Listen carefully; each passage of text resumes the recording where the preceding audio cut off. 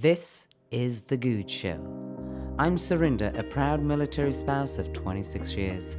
My guy retired as a Command Master Chief after serving 30 years as a Navy SEAL.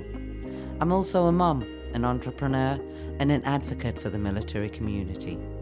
Here at the Goode Show, we delve into the inspiring lives of military spouses. From navigating deployments to building thriving businesses, we're here to empower, educate, and connect.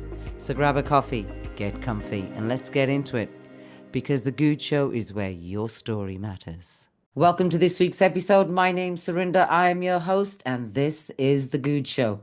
You know, sometimes I sit here and I think to myself, okay, I know how I came up with my idea for my business, and it always amazes me how people do come up with their ideas.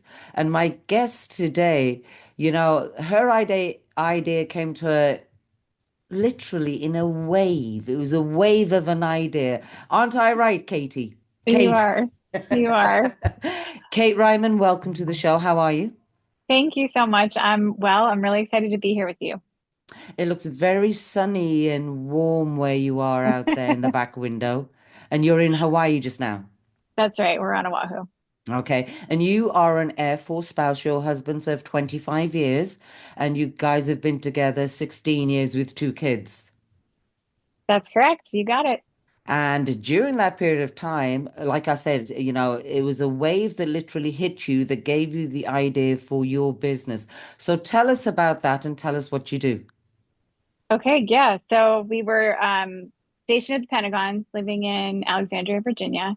And it was summertime. So everybody goes to the beach in the summer. And we were down Virginia Beach, I think, for this particular beach weekend. And, we stopped and got some convenient plastic beach toys at like a beachside store. Went to the beach, plopped the kids down.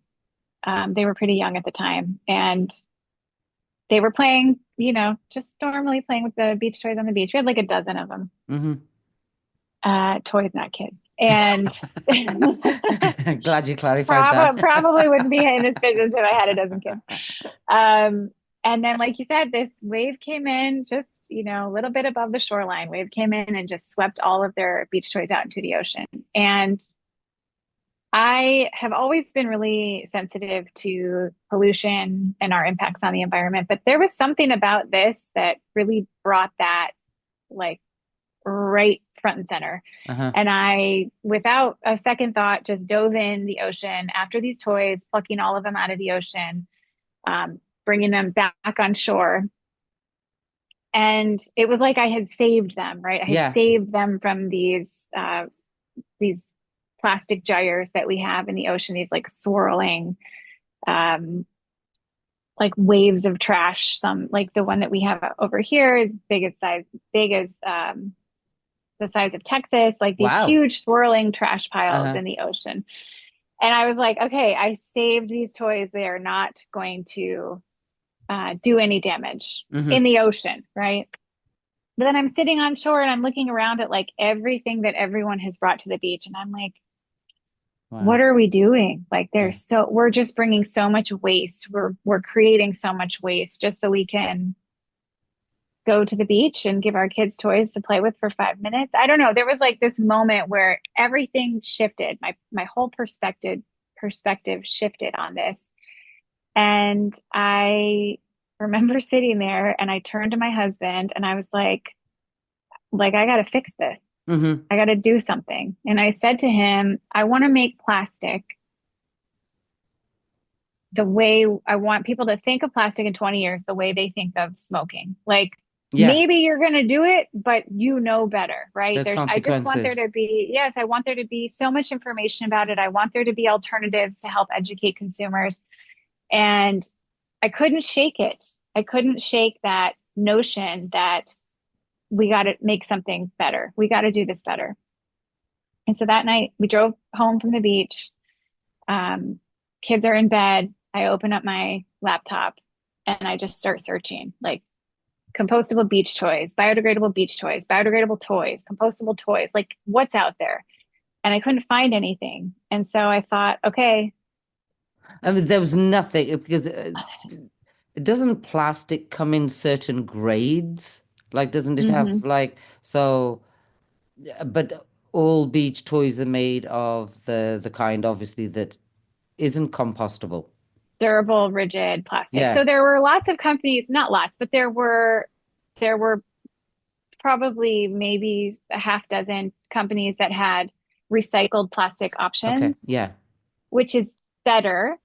Um, but still, those toys, recycled plastic toys and conventional virgin plastic toys, they meet the same fate in the Oh, end, yeah. Okay. Yeah. right? So eventually you get to the point where you can no longer recycle plastic because it's been recycled so many So many times, it's times. changed composition and now we can't do anything with it.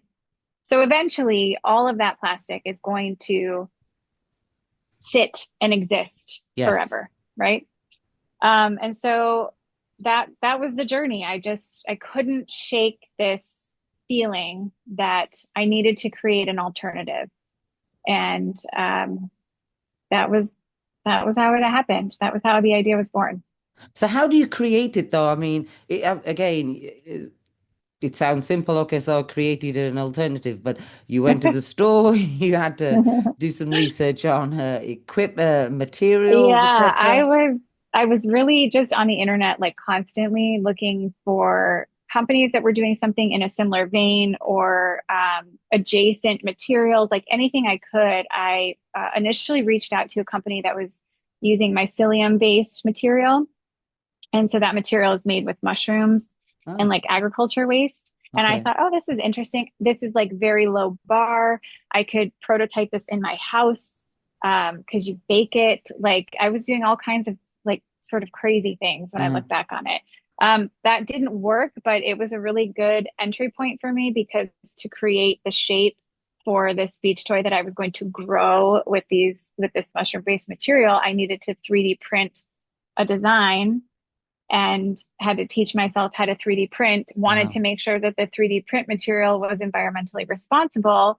And I found this bio-based material, 3D print filament, that I didn't know at the time, but would end up becoming what I would then alter several years down the road to become the injection mold material. Wow. I mean, that just blows my mind because my mind doesn't work that way. I would never have looked at a plan. It seems very scientific to me. Now, when you started this off, your guy is still active duty. That's right. Okay, so you've started this off, and you've got young ones, and he's traveling and doing whatever he's got to do. So talk to me about some of the challenges that you had while you're starting this off, and you've got young ones and you're single parenting. Yeah. Well, besides trying to figure out like how I'm going to make this viable and Mm-hmm. whether I actually could. Challenges was really time. It was time, right? How can I was working as a in communications. I was working with on a federal contract at the time in writing, and then also taking care of my children. Mm-hmm. And my husband was TDY a lot. I think every 6 weeks, every 4 to 6 weeks, he was traveling to the Middle East. So Wow. you know what that's like. It's like Mm-hmm. you're it. We were fortunate enough to have my in-laws nearby, and they really helped while we were stationed there. So that was really helpful. But it was a struggle. It was like like I had said to you earlier, my kids were the priority, and it always been the priority. And Yeah. it was always this delicate dance, Balance. right? Yeah. Of can I show up for my kids? Can I do justice to this idea that exists fully in my mind, but not yet in the real world? Yeah, and mom's guilt. Um, that that is heavy because I remember a Hmm. couple of times, where I've had to, okay, like you said, the balance and you've got to weigh things up, and it can be painful sometimes. It just feels guilty. But as you started growing your business, you also started working with another military spouse. Is that correct? To That's help, right. yeah. Yeah. So we went from being stationed at the Pentagon to here on Oahu, where suddenly my idea made a lot of sense. So Uh-huh. when I would tell people in DC area, like, oh, I'm going to start this beach toy company, except the beach toys are going to be compostable, people were like, okay, like weird. but Yeah. sure. And then when I would tell people that here, they were like, yes, please. Yes. Like they were very excited because we see It all made of this sense. microplastic washing on shore here on Oahu, especially on our side of the island. It made sense. It Hmm. connected. People could see, like, here's what happens to our beach toys and plastic products in general. It washes on shore, teeny tiny microplastics. I have a little jar of it here, like this big, looks Oh, like sand, I mean, like okay. teeny tiny microplastics flushing on shore. And now here I am with this idea for how to get rid of that. Hmm. So here it made sense. But the issue was you have to pay to play, right? In Yep. manufacturing, Yep. I have Yep. to figure out how to make this happen. And at the time, I just had this idea, but no real product to show for it. So Hmm. no bank is going to give me money to prototype at this point. So I start a business. I meet a military spouse who lives nearby. She had a marketing background. I had a communications background. And we thought, well, why don't we join forces and work together? So we started a marketing communications firm, boutique firm, and we Wow. worked actually with like hyper local clients here in our town, some in Honolulu, and then we had some international business and national mainland nonprofits that we Oh, worked with, and that's awesome. we did a pretty good job, just the two of us, for just kind of coming up with this, and that afforded me the ability to buy things like a 3D printer and the filament that I was going to need for the 3D printer and help with my branding and sort of get the Rogue Wave side of the house off the ground. Okay, Not to so now mention, she became like my best friend. So, you've set up this business in order mhm. to generate money to fund Rogue Wave. Mhm. Your husband's on travel and you're raising two kids. Right. I He's mean, hey, home that more sounds doable. now on Oahu, but yes, we were quite busy. Yes. So that's a great idea, though, to collaborate with another spouse in order to, get to point B. Yeah, it's funny. I had some differing opinions on that. I had a lot of people who said to me, if you're going to start a business, you need to just stay in your lane and just focus on the business. You can't do multiple things at once. And I really sort of,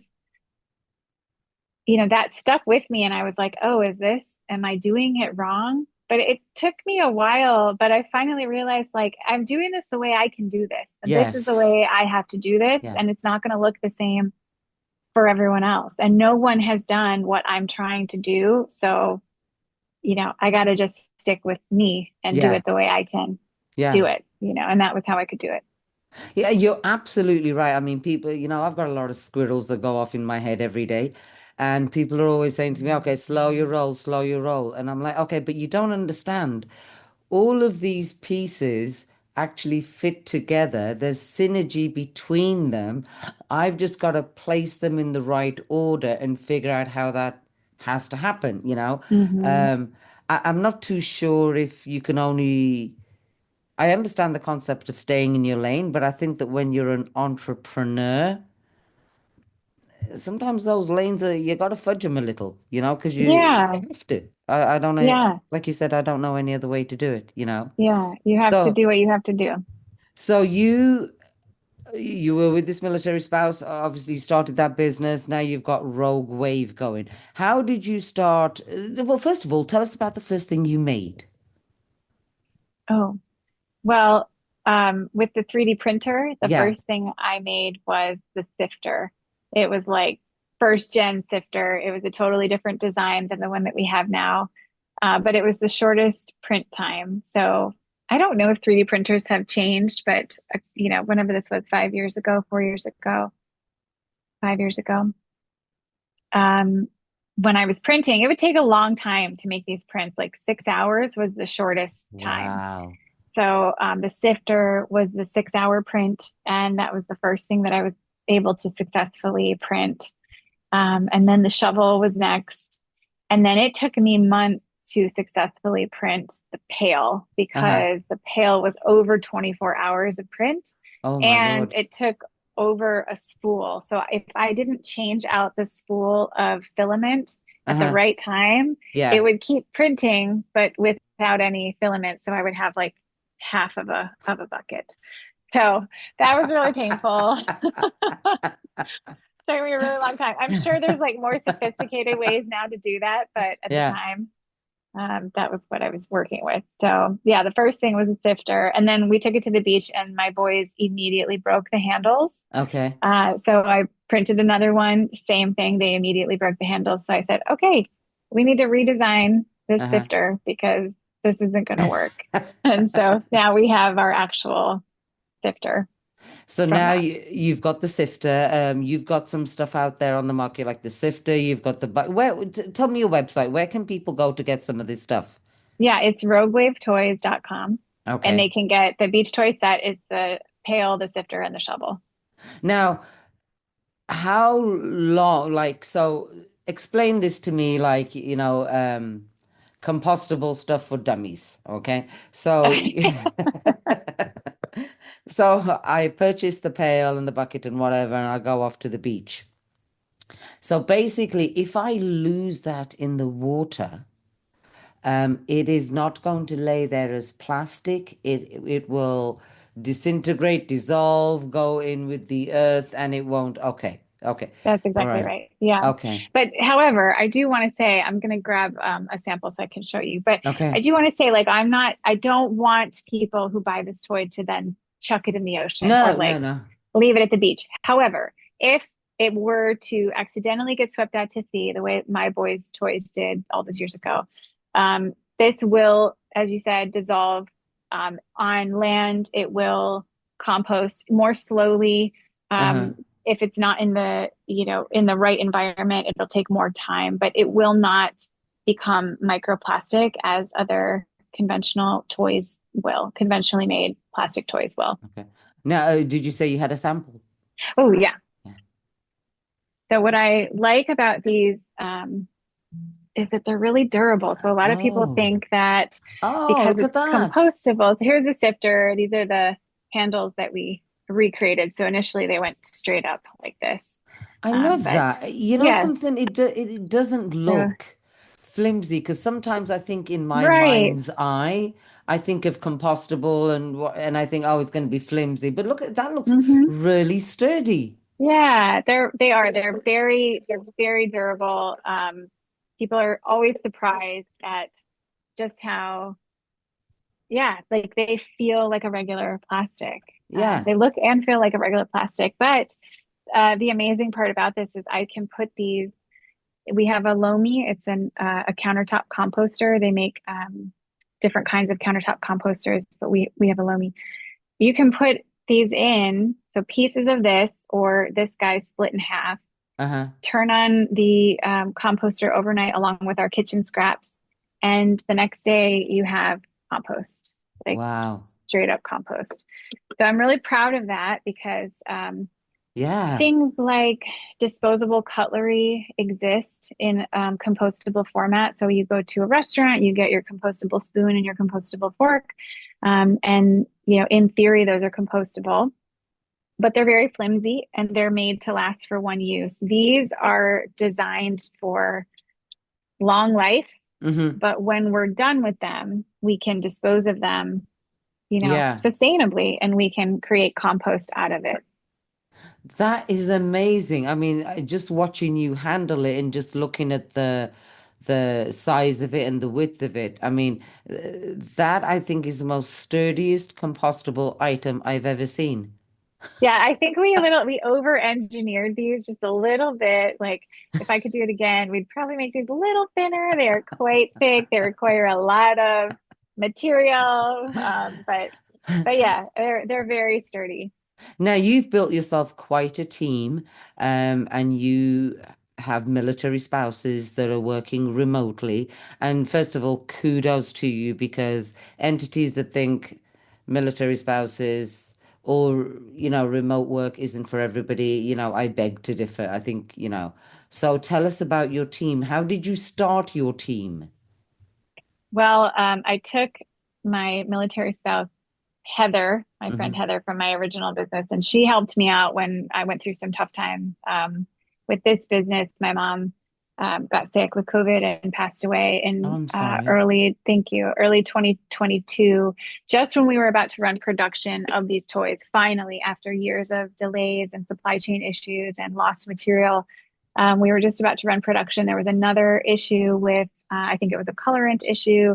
And I called Heather and I said, I can't do this. I can't make one more call to my manufacturer. Like, what am I going to do? And she's like, I got this.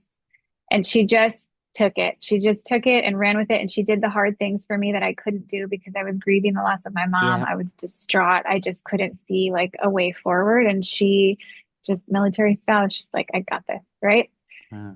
So really grateful for her. And then I found, I can't remember how, I'm in a lot of Facebook like military spouse entrepreneur groups. And I believe I found our digital ad agency there, but I work with Aura Digital Consulting. So based in Japan, but she hires military spouses that are all over the world. I think I have one of our virtual assistants is in Europe, and then we have several on the mainland. So they do, if you take a minute to look at our Instagram feed, Rogue Wave Toys on Instagram, it's so beautiful. They do such an amazing job. They are so talented. So we have military spouses working on social media, working on ad campaigns, working on my PR. I have a great PR team. And then I have a PR lead, Lindsay Akers, from Akers and Co. Yeah. So she's also amazing military spouse. I mean, she is just she's so competent. She's so sharp. I just did a master class with her the other day. And big, huge shout out to Lindsay. I mean, she does an awesome job. Yeah, she's amazing. So, I think having been a military spouse and seeing this community, like the military spouse community shows up for each other. It does. And there are ways to pay that back and pay it forward, right? And so I feel like if I can support our military community by hiring as many military spouses as possible, why wouldn't I do that? Oh, absolutely. Yeah, absolutely. In fact, it's not often, I don't think I've come across one military spouse entrepreneur who doesn't automatically gravitate towards hiring military spouses, And I think, do you know how many people have you got in your team? Would you say 5, 6?